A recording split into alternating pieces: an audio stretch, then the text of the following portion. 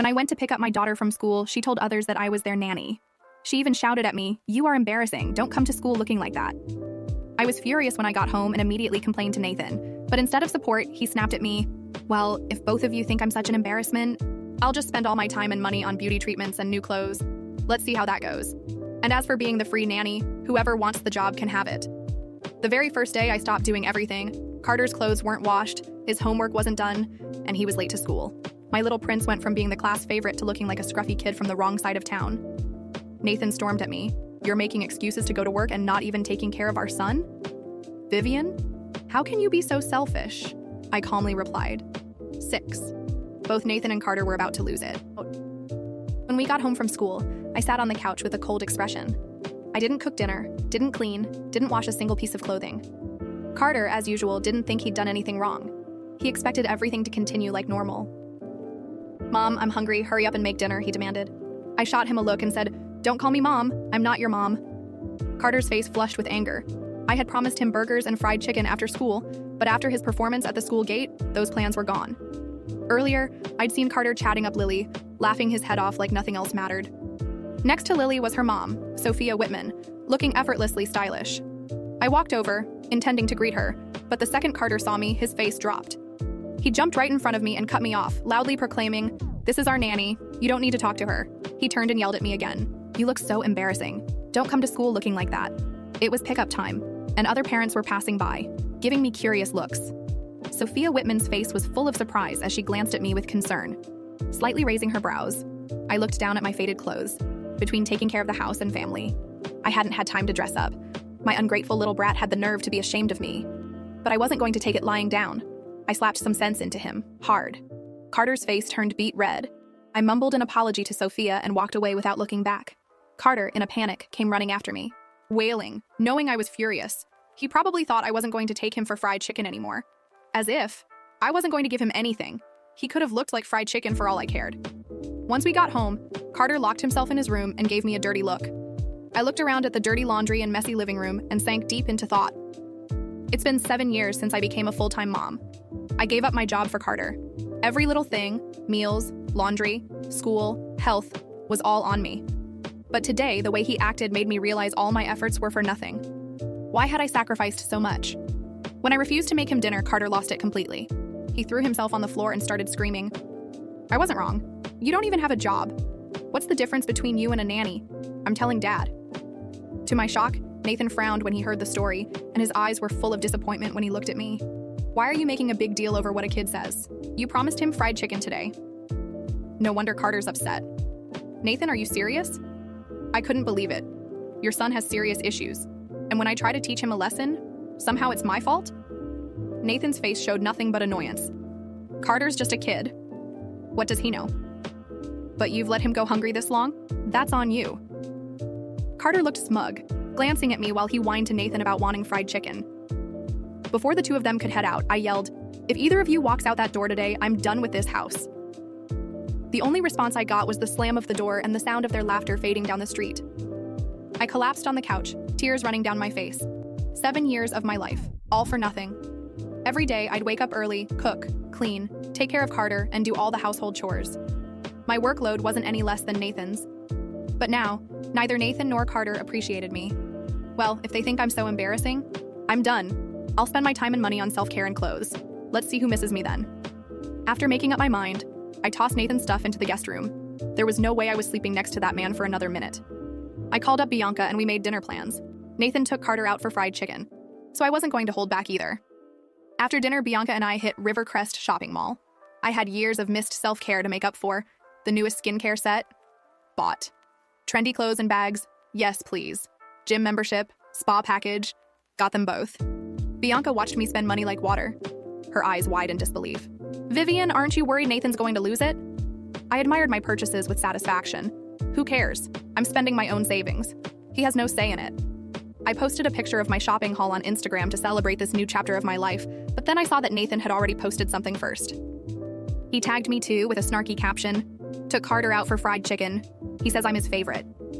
In the picture, they were smiling, faces pressed together, in front of a table full of junk food. Typical. I rolled my eyes. Every time I tried to discipline Carter, Nathan would play the good guy. So despite me spending every day taking care of Carter, it was Nathan who Carter adored. I gave the post a sarcastic like and went to grab drinks with Bianca. We spent the evening mingling with some charming guys who kept calling us ladies in that flirtatious tone that made me feel young again. Dancing in the club released all the stress I'd built up during the day. Carter might still be young and need guidance, but as his mom, I couldn't just abandon him. I'd have to rethink how I raised him. When I got home at 11 p.m., I was ready to make some changes in our dynamic, but instead of being in bed, the house was still brightly lit. Carter was up, playing with his toys in the living room, way past his bedtime. I always made sure he was asleep by 8 p.m. for school the next day, but here it was, 11 o'clock, and he was acting like it was the middle of the day. Furious, I roared, "Carter Summers, do you have any idea what time it is? You've got school tomorrow." Normally, Carter would have jumped into bed the moment I raised my voice, but tonight he actually had the nerve to shout back, "You're the one who doesn't keep your promises. Why do I have to listen to you? You just sit around at home all day, living off Dad's money. You're pathetic." I stood there, stunned. This was the same child I'd devoted 7 years of my life to, and now he was lashing out at me like this.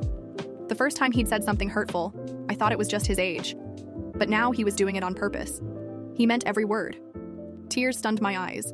I couldn't believe I had given up my career, everything, for this ungrateful child. I stormed over and yanked him off the floor. "Say that again. Who taught you to speak to me like that?" "Who?" My voice was shaking with despair. Carter glared at me with nothing but hate in his eyes. I shivered. He started sobbing. But his words stayed harsh. "You don't do anything. My friends' moms aren't like you." As he screamed, he kicked and punched at me, putting every ounce of strength into each blow. At that moment, I realized he truly despised me. Nathan, finally noticing the chaos, stormed into the room and shoved me aside. "Vivian, are you out of your mind? Look at what you're doing to him. He's terrified." He turned to Carter. "Don't just stand there. Wash Carter's clothes, pick up his toys, and get him to bed." Both Nathan and Carter acted like they had every right to boss me around. I stood up, grabbed the dirty laundry, and threw it right in their faces. "I told you earlier, if you walked out that door, I was done. So whoever wants to deal with this, go ahead." Carter froze, unsure of what to do. I slapped him hard across the face. "You don't want me to take care of you? Fine. From now on, you're not my son." Carter burst into uncontrollable tears. Ignoring him, I kicked a toy out of the way and walked toward my bedroom, leaving Nathan and Carter behind, too stunned to react. From that moment on, I swore I'd never do another thing for either of them. Not one. And with that decision, I felt lighter. After a long, hot shower, I finally relaxed in bed. Just as I was drifting off, Nathan stormed into the room, eyes blazing with anger. "What the hell is wrong with you today? Is this because Bianca's been egging you on again? How many times have I told you that woman is no good? Those fancy things you bought are probably her influence too. Return them all tomorrow." I was on the verge of sleep, but his rant brought me fully awake. He wanted a fight, fine, I'd give him one. "I'm spending my own money. I can buy whatever I want. Who do you think you are to control me? Bianca's got real men in her life, men. You could never measure up to, and now you're jealous, pathetic?" Nathan's face twisted with anger. I knew exactly what to say to hit him where it hurt as his wife. I knew him better than anyone. He always been envious of Bianca's success trying to cozy up to her crowd, but they didn't want anything to do with him. "You're insane." Nathan spat sleep it off. "You're clearly out of your mind." He stormed out of the room. I laughed to myself. He probably thought his silent treatment would terrify me. Little did he know, I was relishing the freedom of being alone.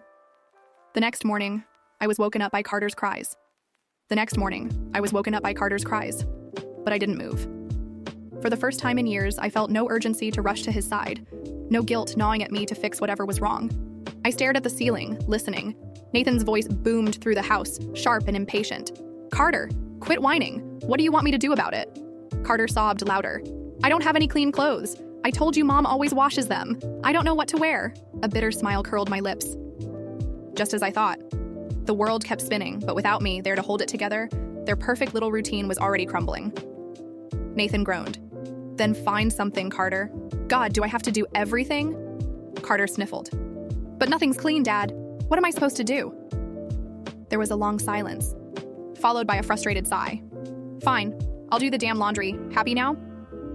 I heard Nathan stomp away, and I could almost picture the look of complete helplessness on his face. Good. Let him deal with it. I rolled onto my side, checking my phone. Bianca had already texted. "Morning, gorgeous. How's the rebellion going?" I smirked and typed back. "They're falling apart." As I lay there, scrolling through messages, another text notification popped up. This one, from Nathan. "Where are Carter's socks?" I stared at it for a moment, then locked my phone without replying. Let him figure it out. I stretched, taking my time getting out of bed. The air smelled like burnt toast. Nathan's attempt at breakfast. No doubt. I wandered into the bathroom, taking my time with my skincare routine, relishing every moment of not being rushed. By the time I emerged, dressed in a sleek black blouse and fitted jeans, Carter had resorted to throwing a tantrum in the kitchen. "Dad, this is gross. I don't want this." "Then make your own damn breakfast," Nathan snapped. I leaned against the doorway, arms crossed, watching the chaos unfold. Carter spotted me first, his face twisted with frustration. "Mom, tell Dad to make something better." I raised an eyebrow. "Ask your nanny. Isn't that what you called me?" Carter's face turned red, but before he could protest, I walked past him, grabbed my car keys, and headed for the door. Nathan looked up from the mess he had made in the kitchen. "Where are you going?" I smiled sweetly. "Out." His jaw clenched. "Out where?" "Out," I repeated, emphasizing the word as I stepped outside. I heard Carter yell something, but I didn't bother listening. I drove to a little cafe Bianca had recommended, feeling lighter than I had in years. The place was quiet, peaceful. No yelling, no demands. Just the sound of soft jazz playing in the background. As I sipped my coffee, I scrolled through my Instagram feed. Nathan's post from last night had more likes than I expected. People had left comments like, "Such a great dad," and "Father-son bonding time is so precious." I rolled my eyes. Of course. Nathan always played the hero. But he had no idea what it meant to actually raise a child.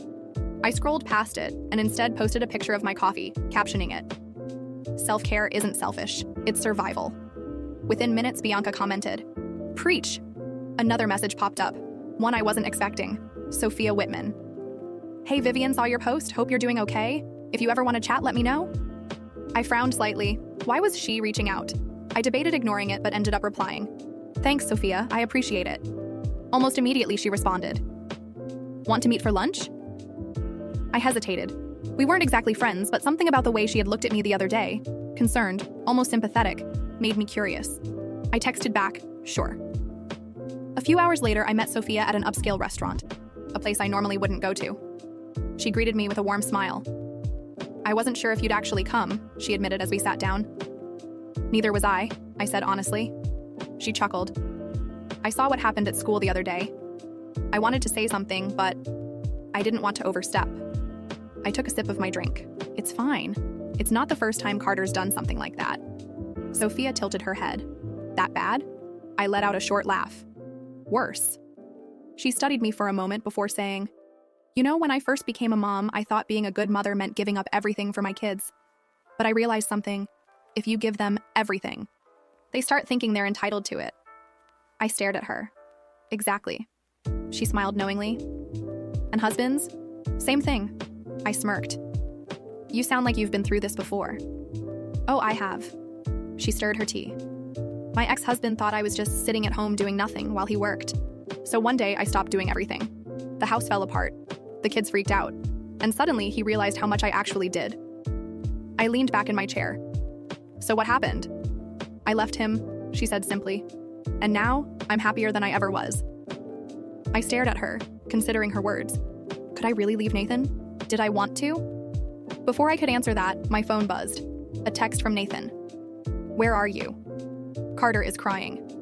I rolled my eyes and put my phone down without responding. Sophia smiled knowingly. "Men like that never change, Vivian. The question is, are you going to let them keep treating you like this?" I didn't answer. Not yet. But for the first time, I was seriously considering it. That night, I didn't go home right away. Instead, I drove aimlessly through the city, watching the neon signs blur past, the weight of everything pressing down on me like a heavy coat I had worn for too long. Nathan's texts kept coming. "Carter won't stop crying. What did you do to him?" Then another. "This is getting ridiculous, Vivian. Come home and fix this." And another. "If you don't want to be his mother, just say it." I tossed my phone onto the passenger seat and exhaled slowly. The irony wasn't lost on me. Nathan, the man who had always dismissed my role as a mother, now suddenly desperate for me to step back into it the moment things got difficult. But I wasn't going to cave. Not this time.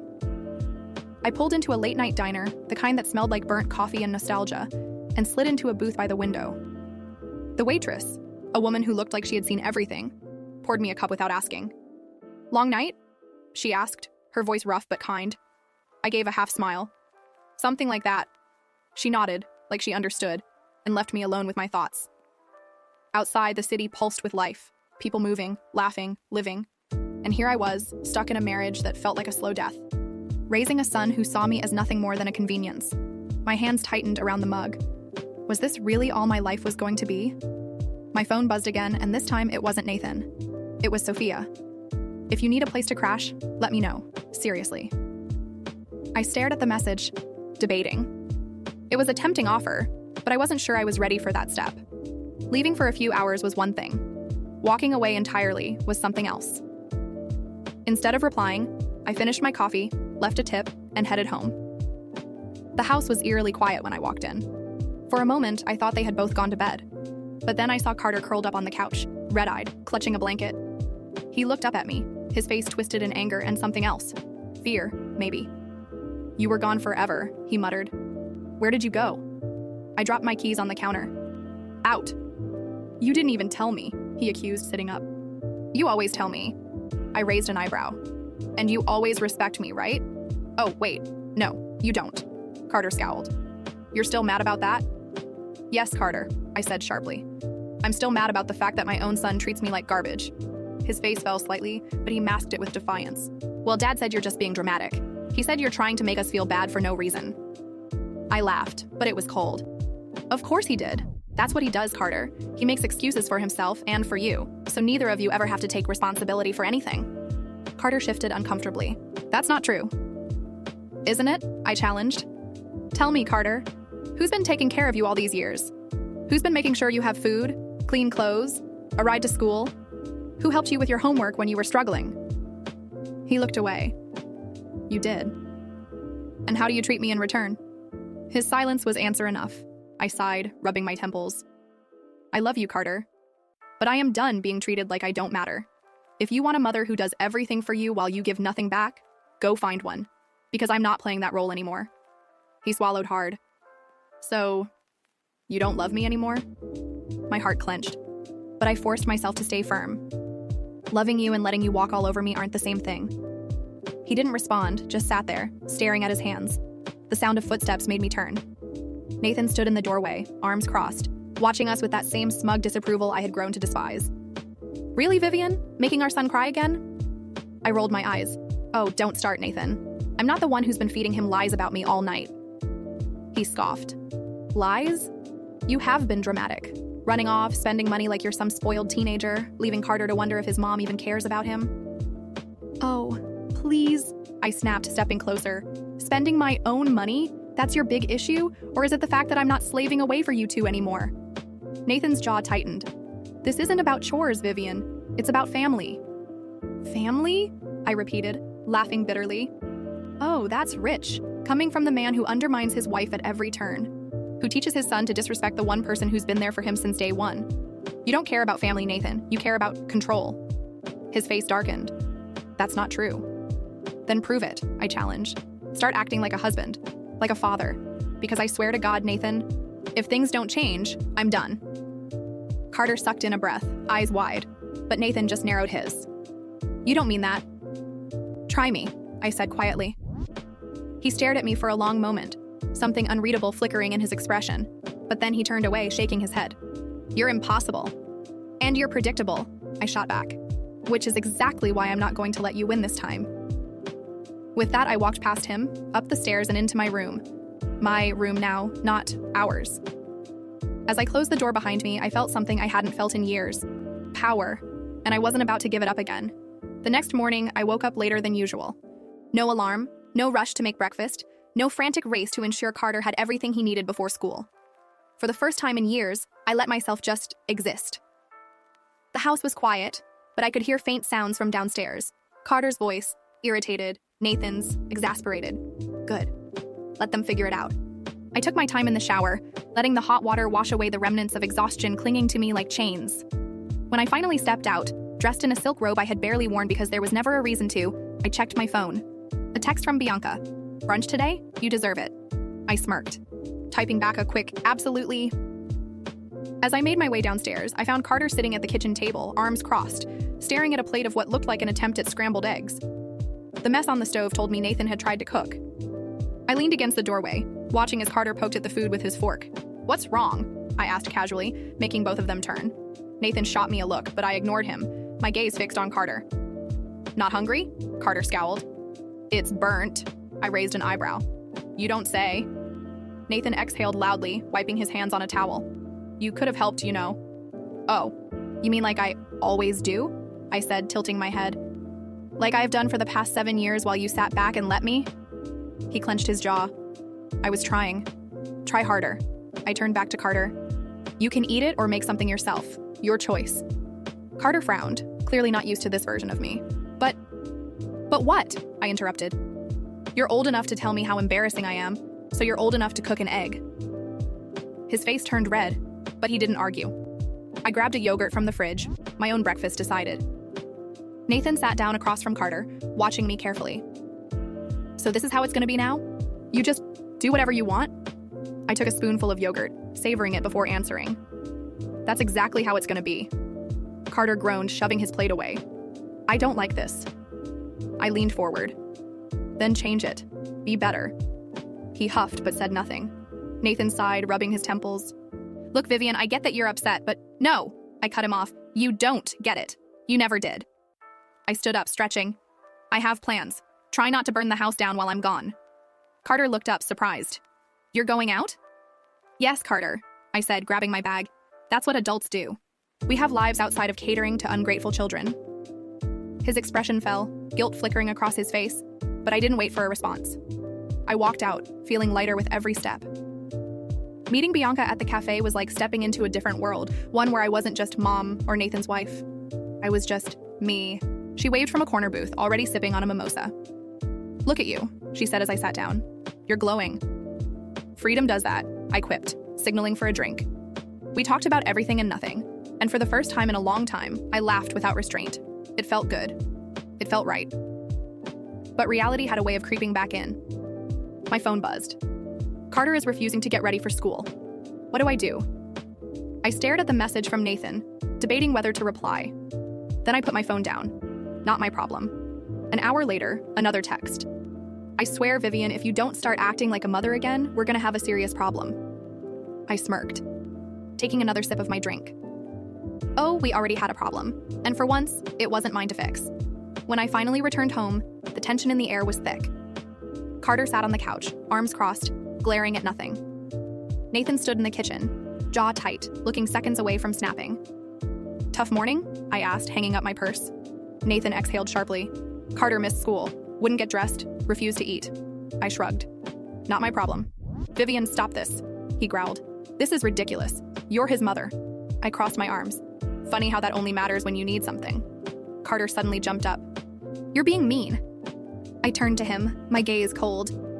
"Am I? Or am I just finally giving you what you asked for?" He hesitated, his lip trembling. "I didn't ask for this." "Oh, but you did," I said calmly.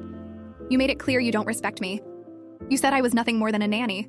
So now I'm not even that." His eyes filled with tears, but I didn't waver. "You don't get to treat me like garbage and still expect me to do everything for you." He sniffled. But I didn't mean." "Yes, you did," I cut in. "You meant it when you embarrassed me in front of everyone. You meant it when you screamed at me.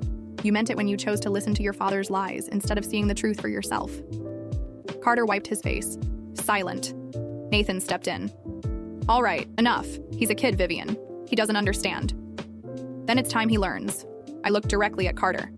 "You want things to go back to the way they were? Then earn it. Show me you actually care. Show me respect." Carter nodded slowly, still crying, but I didn't reach out to comfort him. Not this time. He needed to sit with this. Nathan, however, wasn't nearly as willing to accept change. "You can't just shut us out," he said, voice low. "Watch me." His nostrils flared. "And what if I don't let you?" I smiled, but it didn't reach my eyes. "Then I leave for real." That shut him up. The fear in his expression was almost satisfying.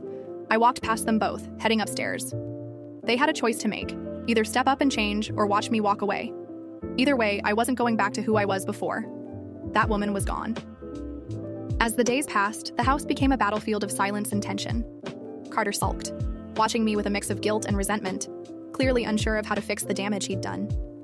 Nathan, on the other hand, vacillated between anger and forced indifference, pretending he could handle things without me while struggling with even the most basic household tasks. The laundry piled up, the sink filled with dishes, and Carter's forgotten school assignments sat untouched on the dining table.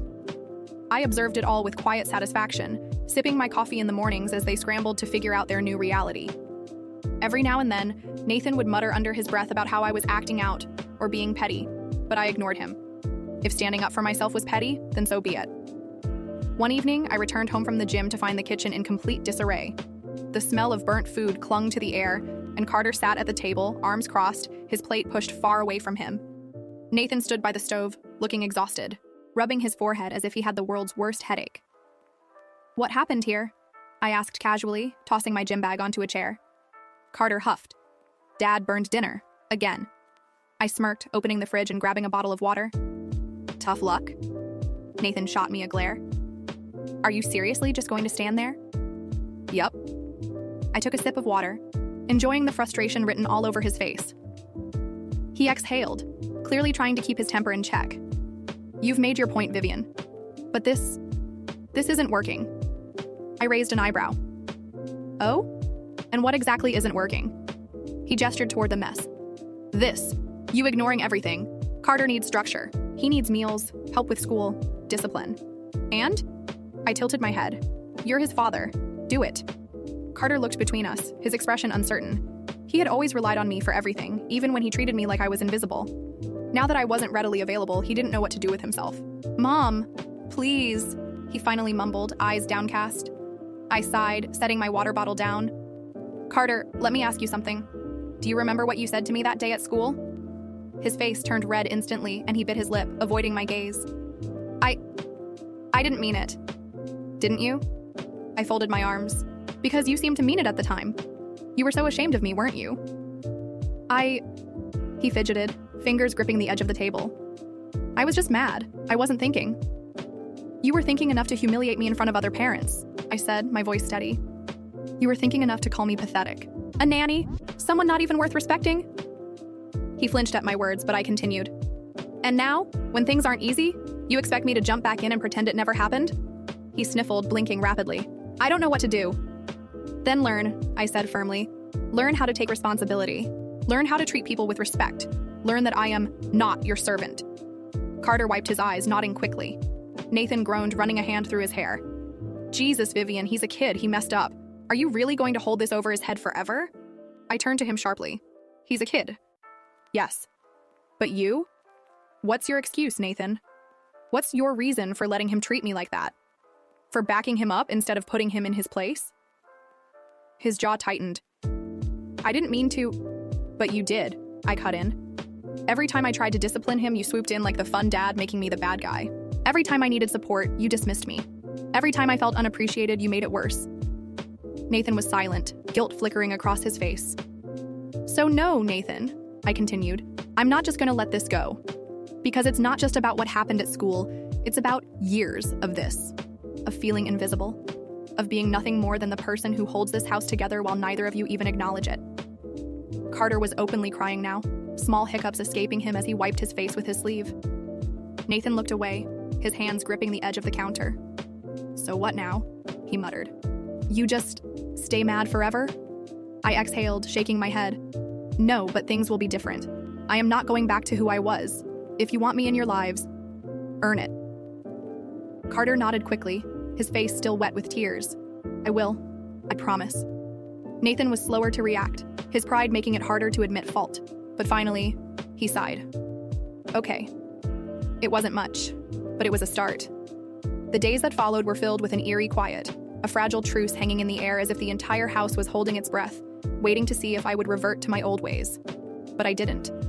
I stuck to my decision, watching as Nathan and Carter scrambled to adjust to the new reality, one where I wasn't their unpaid servant, where they had to take responsibility for themselves. Carter struggled the most. He would sulk in the mornings when his school uniform wasn't ironed and ready for him. He would pout when he realized he had to pack his own lunch, and he would throw quiet tantrums when the dinner he expected magically on the table never came. He didn't know how to cook more than a bowl of instant noodles, and the frustration of it all made him lash out in smaller, less aggressive ways. He banged cabinets shut. He left his dirty clothes in a pile on the bathroom floor. He refused to clean his room until it became unbearable, and then he stormed around the house as if I had forced him into such a miserable situation. but I didn't budge. Nathan, for his part, was no better. He spent more hours at work, coming home later than usual, as if avoiding the mess of his own making would somehow fix it. When he was home, he buried himself in his phone, scrolling endlessly, probably trying to drown out his own guilt. But guilt was not enough. Not anymore. One evening I sat in the living room, scrolling through my own phone when Carter hesitantly approached, his hands fidgeting in front of him. "Mom, can I talk to you?" I looked up, raising a brow. "Go ahead." He hesitated, then sat on the couch beside me, uncharacteristically quiet. I don't like this," he admitted, voice small. "I don't like it either," I said, watching him carefully. "But this is what happens when you take people for granted." He swallowed hard. "I miss when things were normal." "Normal?" I repeated with a humorless chuckle. "Normal was me doing everything for you while you acted like I was invisible. Normal was you treating me like I was beneath you. That's not normal, Carter. That's abuse." His face twisted in shame, his fingers tightening in his lap. "I didn't mean—" "But you did," I interrupted softly. "Maybe you didn't realize how much it hurt me. Maybe you thought it didn't matter. But it did, Carter.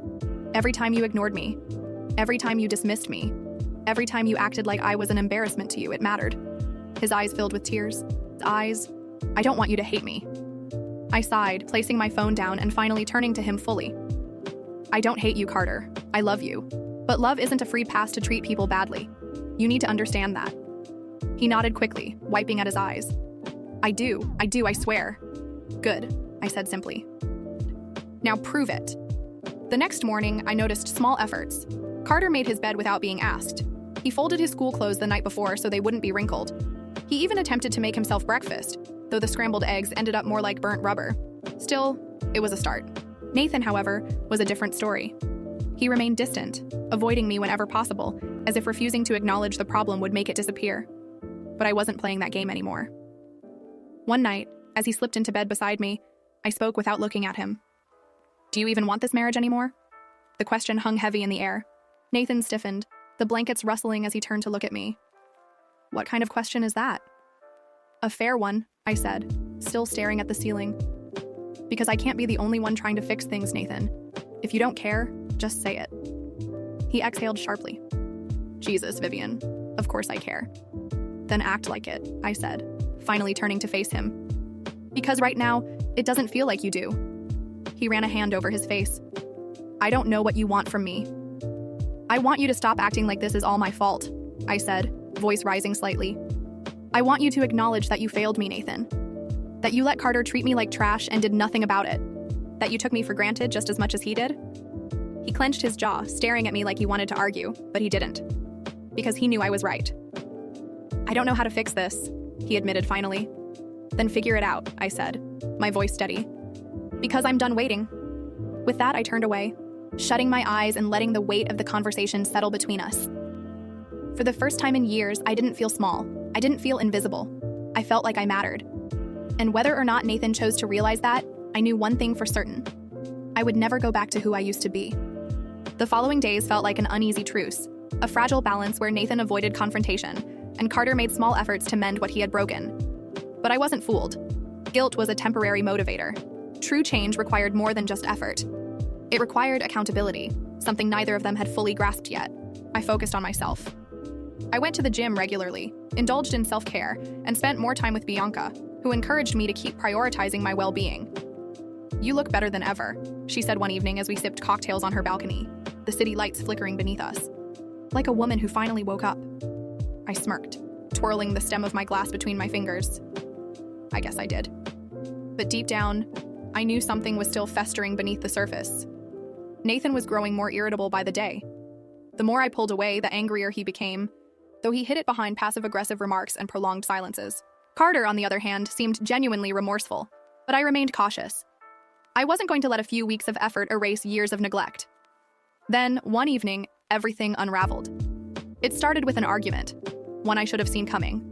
Nathan came home late, smelling like whiskey and frustration. I was sitting on the couch, reading, when he slammed his keys onto the table. "So this is it, huh?" he sneered. "You just don't care anymore?" I looked up, keeping my voice calm. "Care about what, Nathan?" "About this family, about me, about Carter." He gestured wildly. "You're off living your best life while everything falls apart." I closed my book, exhaling slowly. You mean while you're forced to pick up the slack I carried for 7 years? His nostrils flared. This isn't a damn game, Vivian. No, it's not, I shot back. It never was. But you only care now because I stopped playing along. Carter was standing at the top of the stairs, peering down with wide eyes, his small frame tense. I could tell he wanted to intervene but was too afraid. Nathan noticed him too and let out a bitter laugh. Look at him. He's a kid, Vivian. He makes mistakes. You're punishing him like what? I interrupted. Like a mother who refuses to be disrespected? He raked a hand through his hair. You've changed. Good, I said simply. That means I'm doing something right. The room fell into thick silence. Then, in a voice laced with something dark, Nathan muttered, Maybe I should have married someone else. I went still, the words slicing through me like a blade. He realized his mistake the second they left his mouth. But it was too late. The damage was done. I stood, my heart hammering against my ribs. Get out. Vivian, Get out. He hesitated, then scoffed, grabbing his keys and storming out the door. The sound of his car peeling out of the driveway echoed in the night. Carter slowly stepped down the stairs, his face pale. Mom? I turned to him, trying to steady my breathing. Go to bed, Carter. But go. He swallowed hard and disappeared down the hall. I sank onto the couch, my head in my hands. I had thought we were making progress, that maybe, just maybe, Nathan would wake up. But he never would. But he was too consumed by his own resentment, his own inability to accept change. Hours passed. Midnight came and went. Then, sirens. Blinding red and blue lights flickered through the curtains, followed by a sharp knock at the door. My stomach dropped. I opened it to find 2 officers standing there, their expressions grim. Mrs. Summers? Yes. My voice was barely a whisper. There's been an accident. Time slowed. Words became a blur. Drunk driving, high speed, collision, fatal impact. Nathan was gone. Just like that. Carter woke up to my screams. The funeral was a haze. People whispered condolences. But all I could hear was the echo of our last conversation, the weight of words we could never take back. Carter clung to me, his small hands gripping my dress, his sobs shaking us both. I don't hate you, Mom, he choked out. I never did. I held him tight, pressing a kiss to his head. I know. And for the first time in a long time, I let myself grieve, not just for Nathan, but for the life I had lost along the way.